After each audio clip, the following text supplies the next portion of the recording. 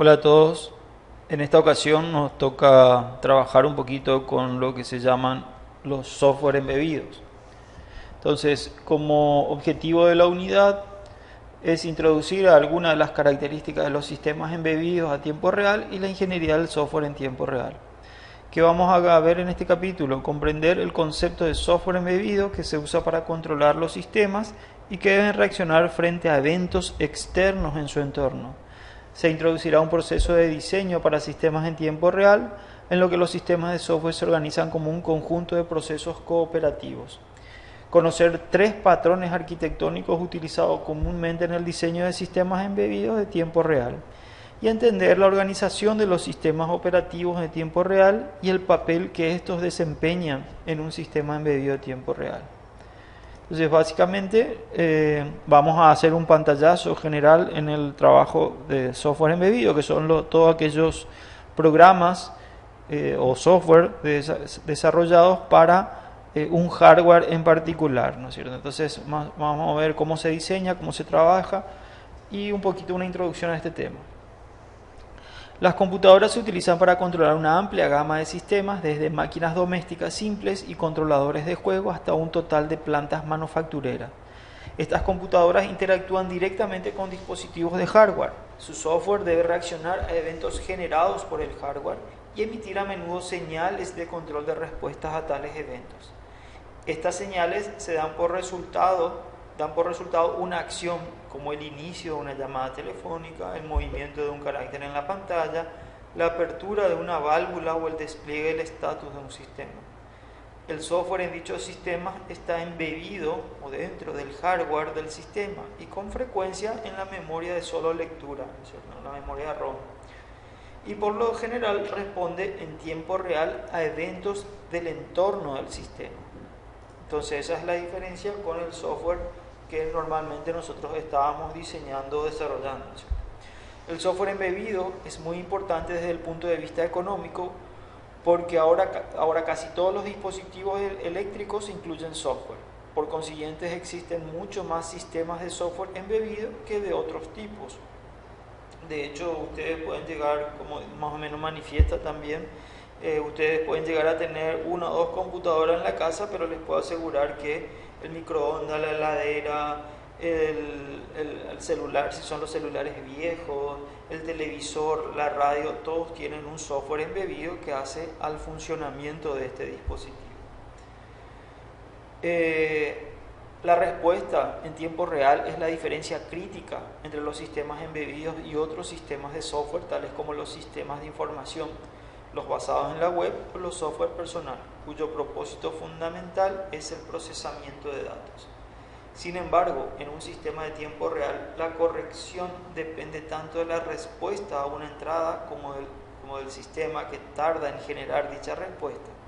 Si el sistema aplaza mucho la respuesta, entonces la respuesta requerida puede resultar ineficaz. Y por ejemplo, si el software embebido que controla el sistema de frenado de un automóvil es muy lento, puede ocurrir un accidente al ser imposible detener a tiempo el vehículo, ¿no es cierto? Entonces, por consiguiente, el tiempo es inseparable en la definición de un sistema de software de tiempo real. Un sistema de software de tiempo real es un sistema cuya correcta operación depende tanto de los resultados producidos por los sistemas como el tiempo en que se producen dichos resultados.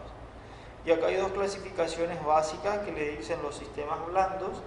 Es un sistema cuya operación se degrada si los resultados no se producen de acuerdo con los requerimientos de tiempos especificados. O sea, simplemente el software se degrada, pero se lo considera un sistema duro de tiempo real si los resultados no se producen según las especificaciones del tiempo, se considera una falla del sistema. Entonces, blandos es cuando hay una degradación simplemente del funcionamiento del sistema. En cambio, en los duros, en los sistemas duros de tiempo real, es al tiempo, a ese tiempo de respuesta, se lo considera una falla en el caso de que no cumpla los requerimientos. Además de la necesidad de respuesta en tiempo real, existen entre los sistemas embebidos otras diferencias importantes y otros tipos de sistemas de software. Por ejemplo, los sistemas embebidos por lo general operan de manera continua y comienzan cuando el hardware se activa y deben efectuarse hasta que el hardware se desactiva. Los sistemas embebidos de tiempo real deben responder en cualquier momento a sucesos inesperados. Esto conduce a un diseño de sistema de tiempo real basado en concurrencia en algunos procesos que se ejecutan y que algunos procesos se ejecutan en paralelo. Puede haber limitaciones físicas que afecten el diseño del sistema, como las limitaciones de energía disponible al sistema, el espacio físico que ocupa el hardware. Dichas limitaciones pueden generar requerimientos para el software embebido, tales como la necesidad de conservar la energía o prolongar la vida de la batería. Entonces todo eso hace que de alguna manera desde el diseño del hardware está metido el diseño del software embebido, ¿no es cierto? Tal vez requieran interacción directa con el hardware. En los sistemas interactivos y en los sistemas de información hay una capa de software que ocultan el hardware del sistema operativo. Esto es posible porque solo pueden conectar ciertos tipos de dispositivos a dichos sistemas, tales como los teclados, ratones, pantallas u otras cosas, ¿no es cierto?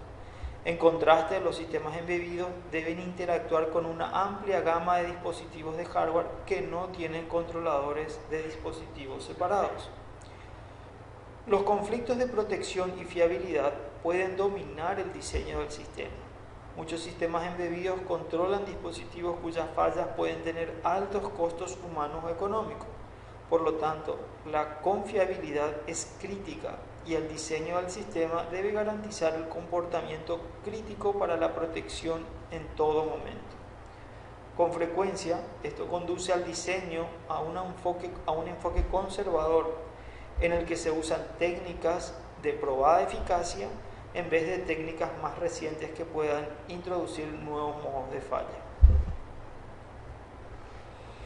El proceso de diseño para los sistemas embebidos es un proceso de ingeniería de sistemas en el que los diseñadores de software deben considerar a detalle el diseño del rendimiento del hardware del sistema. Parte de los procesos del diseño del sistema pueden comprender la decisión de cuáles capacidades del sistema han de implementarse en el software y cuáles en el hardware, ¿no es cierto? Puesto que los sistemas embebidos son sistemas reactivos que reaccionan a los eventos de su entorno, el enfoque más general al diseño del software embebido de tiempo real se basa en un modelo de estímulo-respuesta. Un estímulo es un evento que ocurre en el entorno del sistema de software y hace que el sistema reaccione de alguna forma una respuesta a una señal o un mensaje que envía el software desde su entorno.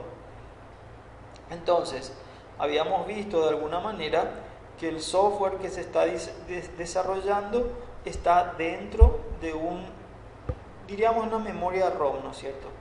Entonces, ese software está diseñado y prediseñado pensando ya en el hardware y pensando en los estímulos que va a recibir el dispositivo. Por ejemplo, en un microondas nosotros tenemos un teclado y cada tecla tiene una función específica, o la perilla o la forma de trabajar del microondas ya se está pensando de antemano y en base a eso va a hacer mover, diríamos, por ejemplo, la bandeja, se prenderán las luces, la potencia va a ser modificada de acuerdo a qué programa se apretó. Entonces, fíjense que desde el software que se está diseñando tienen que estar pensando en la forma de trabajar con el hardware. Lo mismo cuando, por ejemplo, los DVR, ¿no es cierto?, lo que son los dispositivos para las cámaras.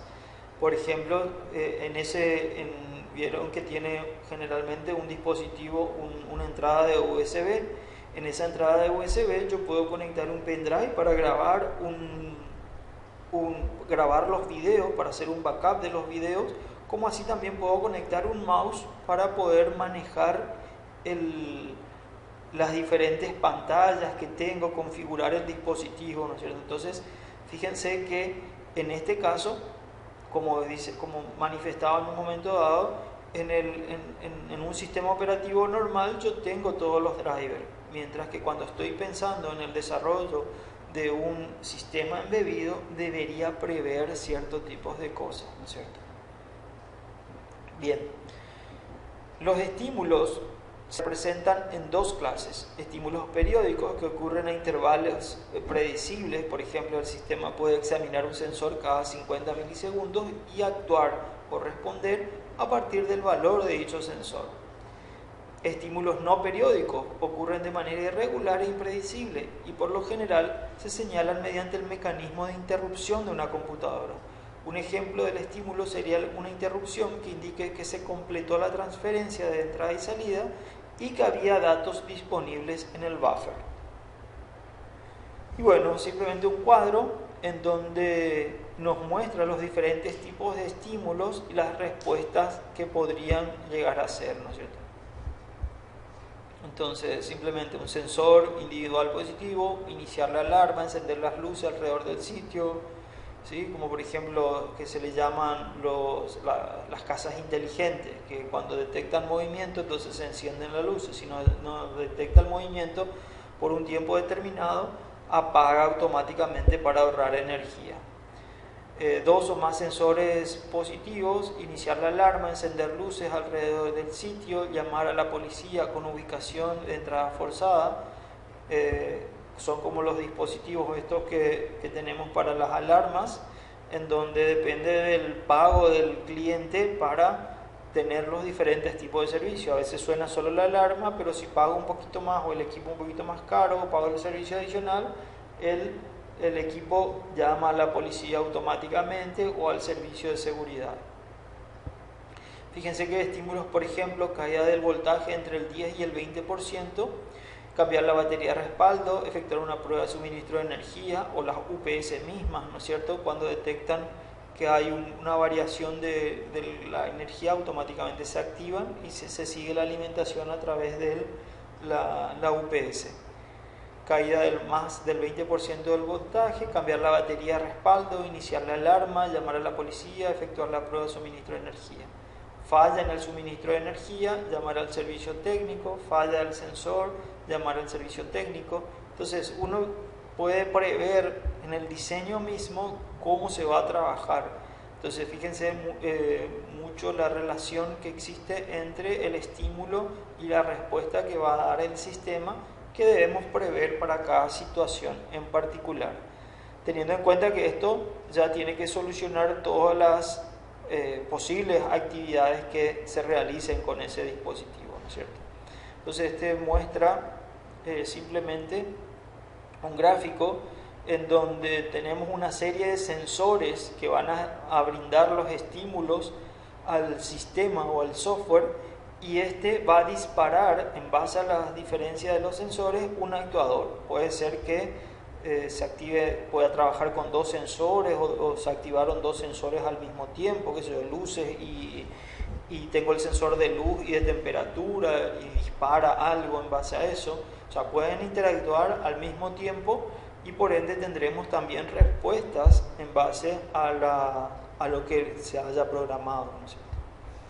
Y bueno, el diseño, siempre pensando un poquito en el diseño, tenemos un sensor que genera un estímulo, eso despierta o controla, vemos que trabaja con el control de sensor y a partir de ahí un procesador de datos, un procesador común, inclusive muchas veces se diseña un procesador especial para ciertos dispositivos, y en base a eso el procesador trabaja con un control de actuador que genera una respuesta a la situación planteada por el sensor.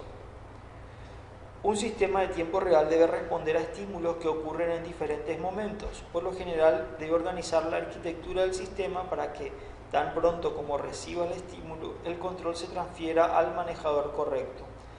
Esto es poco práctico en programas secuenciales. Por consiguiente, los sistemas de software de tiempo real se diseñan por lo general como un conjunto de procesos cooperativos concurrentes. Para apoyar la gestión de dichos procesos, la plataforma de ejecución en que se efectúa el sistema de tiempo real puede incluir un sistema operativo de tiempo real. Se accede a funciones proporcionadas por este sistema operativo a través del sistema de soporte de tiempo de ejecución para el lenguaje de programación de tiempo real utilizado. No existe un proceso de diseño del sistema embebido estándar. En vez de ello, se usan diferentes procesos que dependen del tipo de sistema, el hardware disponible y la organización que desarrolla el sistema.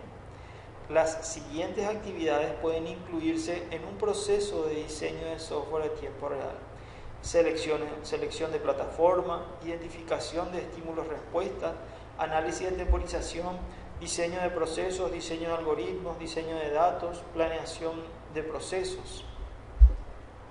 El orden de dichas actividades en el proceso de diseño de software a tiempo real depende del tipo de sistema a desarrollar, así como sus requerimientos de procesos y plataforma. En algunos casos se podrá seguir un enfoque bastante abstracto que comience con los estímulos y el procesamiento asociado y decidir al final del proceso sobre las plataformas de hardware y de ejecución. En otros casos, la elección del hardware y del sistema operativo se efectúa antes de comenzar el diseño de software. Ante tal situación, se debe diseñar el software para considerar las restricciones impuestas a las capacidades del hardware. Los procesos en un sistema de tiempo real deben coordinarse y compartir información. Los mecanismos de coordinación de procesos garantizan la exclusión mutua de los recursos compartidos. Cuando un proceso modifica un recurso compartido, los otros procesos no podrán cambiar dicho recurso. Al diseñar el intercambio de información entre procesos, se debe considerar el hecho de que tales procesos pueden ejecutarse a diferentes velocidades. Un proceso genera información, el otro proceso consume esta información. Si el productor se ejecuta más rápido que el consumidor, nueva información podría sobreescribir un ítem de información leído previamente antes de que el proceso consumidor lea la información original. Si el proceso consumidor se ejecuta más rápido que el proceso productor, el mismo ítem podría leerse 2 veces. Para solucionar estos problemas debe implementarse un intercambio de información mediante un buffer compartido y usar mecanismos de exclusión mutua para controlar el acceso a ese buffer. Esto significa que la información no puede sobreescribirse antes de leerse y que la información no debe leerse 2 veces. La siguiente figura ilustra la noción del buffer compartido, que vendría a ser la que vemos en el siguiente slide. El proceso productor siempre ingresa datos en la ubicación del buffer. Esto vendría a ser el proceso consumidor y proceso productor. Es básicamente una cola circular o un buffer en donde tenemos espacios de memoria donde se puede ir almacenando las diferentes lecturas, por ejemplo, y las escrituras que se van realizando. Entonces, para tener en cuenta esto, el proceso productor siempre ingresa datos en la ubicación del buffer al final de la cola y el proceso consumidor recupera en todo momento la información del inicio de la cola. Después que el proceso consumidor recupera la información, el inicio de la cola se ajusta para apuntar al siguiente ítem. Y luego que el proceso productor agrega información al final de la cola, se ajusta para apuntar al siguiente espacio, es lo libre en la cola. Entonces, básico, ¿no es cierto? O sea, el trabajo de una cola. Bien, entonces, desde luego es importante garantizar que los procesos productor y consumidor no traten de acceder al mismo tiempo al mismo ítem, es decir, cuando inicio es igual a final. También debemos asegurarnos que el proceso productor no agregue ítem a un buffer lleno y que el proceso consumidor no tome ítem desde un buffer vacío. Para ello, implemente el buffer circular como un proceso de las operaciones de get y put para acceder al buffer. La operación put, ingresar, es llamada por el proceso productor y la operación get, obtener, por el proceso consumidor. Las primitivas de sincronización como los semáforos o las regiones críticas que se usan para asegurar las operaciones de get y put están sincronizadas de maneras que no acceden a la misma ubicación o al mismo tiempo. Si el buffer está lleno, el proceso put puede esperar hasta que un espacio slot esté libre y si el buffer está vacío, el proceso get debe esperar hasta hacer una entrada. Una vez que se ha elegido la plataforma de ejecución para el sistema, se ha diseñado una arquitectura de proceso y se ha determinado políticas de planeación. Es necesario comprobar que el sistema cumplirá con los requerimientos de temporización. Esto se puede hacer mediante análisis estático del sistema a través del conocimiento del comportamiento de temporización de los componentes o por medio de simulación. Este análisis puede revelar que el sistema no se desempeña de manera adecuada. La arquitectura del proceso, políticas de planeación, plataformas de ejecución o todo ello puede rediseñarse entonces para mejorar el rendimiento del sistema. Las restricciones de temporización u otros requerimientos en ocasiones puede significar que es mejor implementar en el hardware algunas funciones del sistema, tales como el procesamiento de señales en hardware. Los modernos componentes de hardware, como los FPGA, por sus siglas en inglés, son flexibles, así que pueden adaptarse a diferentes funciones, que son las placas Arduino, por ejemplo. Los componentes de hardware ofrecen mucho mejor rendimiento que el software equivalente. Los cuellos de botellas de procesamiento de sistemas pueden identificarse y sustituirse por hardware, de manera que se evita la costosa optimización del software. Un modelo de estado de un sistema supone que en cualquier momento el sistema está en uno de ciertos estados posibles. Cuando se recibe un estímulo, esto puede provocar una transición a un estado diferente. Los modelos de estado son una forma independiente del lenguaje para representar el diseño de un sistema de tiempo real y, por lo tanto, son una parte integral de los métodos de diseño de sistema de tiempo real. Los diagramas de estado son modelos formales de máquinas de estado que soportan estados jerárquicos, de modo que grupos de estados pueden considerarse como una sola entidad. Los lenguajes de programación para el desarrollo de sistemas en tiempo real deben incluir instalaciones para acceder al hardware del sistema y debe ser factible predecir la temporización de operaciones particulares en dichos lenguajes. Los sistemas de tiempo real duros se programan todavía en ocasiones en lenguaje assembler o ensamblador, de modo que puedan compilarse con plazos ajustados. También se usan ampliamente los lenguajes de nivel de sistemas, tales como el C, que permiten generación de códigos eficientes. La ventaja de usar un lenguaje de programación de sistemas como C es que permite el desarrollo de programas muy eficientes. Sin embargo, dichos lenguajes no incluyen sentencias para soportar la concurrencia o la gestión de recursos compartidos. Concurrencia y gestión de recursos se implementan a través de llamadas primitivas proporcionadas por el sistema operativo de tiempo real, tales como semáforos para exclusión mutua. Dichas llamadas no pueden probarse por el compilador, así que son más probables los errores de programación.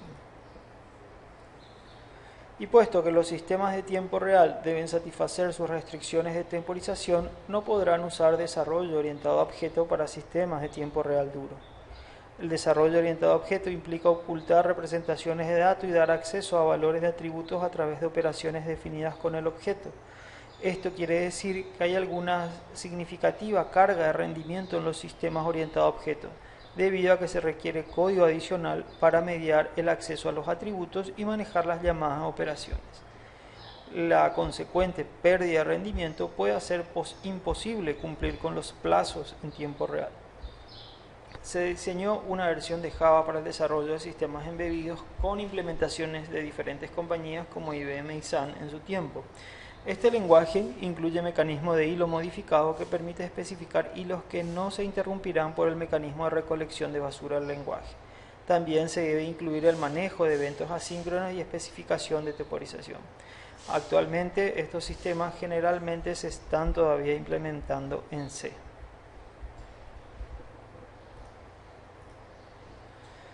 En estas patrones arquitectónicos, que es la siguiente sección que vamos a trabajar en la próxima clase, y en esta sección se analizan 3 patrones arquitectónicos de tiempo real que se emplean comúnmente: observar y reaccionar, control ambiental y segmentación de procesos del tipo pipeline. Esto lo estaremos desarrollando en la próxima clase.